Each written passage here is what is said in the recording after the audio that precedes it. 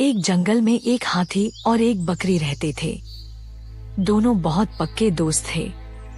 दोनों साथ में मिलकर हर दिन खाने की तलाश करते और साथ में ही खाते थे।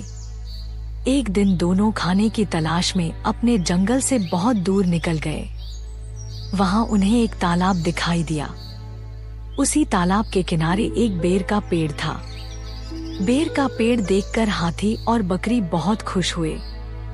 वह दोनों बेर के पेड़ के पास गए। फिर हाथी ने अपनी सूंड से बेर के पेड़ को जोर से हिलाया और जमीन पर ढेर सारे पके हुए बेर गिरने लगे। बकरी जल्दी जल्दी गिरे हुए बेरों को इकट्ठा करने लगी।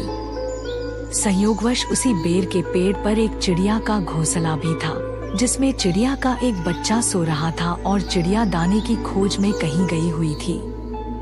बेर का पेड़ जोर से हिलाने के कारण चिड़िया का बच्चा घोंसले से बाहर तालाब में गिर पड़ा और डूबने लगा।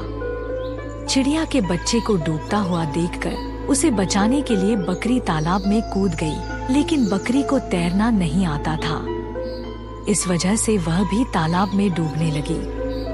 बकरी को डूबता हुआ देखकर हाथी भी तालाब में कूद गया और उसने चिड़िया के बच्चे और बकरी दोनों को डूबने से बचा लिया। इतने में चिड़िया भी वहां पर आ गई थी और वह अपने बच्चे को सही सलामत देखकर बहुत खुश हुई। उसने हाथी और बकरी को इसी तालाब और बेर के पेड़ के पास रहने के लिए कहा। तब से हाथी और बकरी भी चिड़िया के साथ उस बेर के पेड़ के नीचे रहने लगे। कुछ ही दिनों में चिड़िया का बच्चा बड़ा हो गया।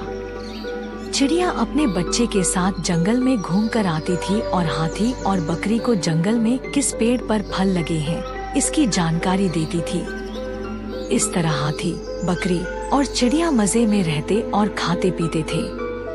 हमें किसी का बुरा नहीं करना चाहिए।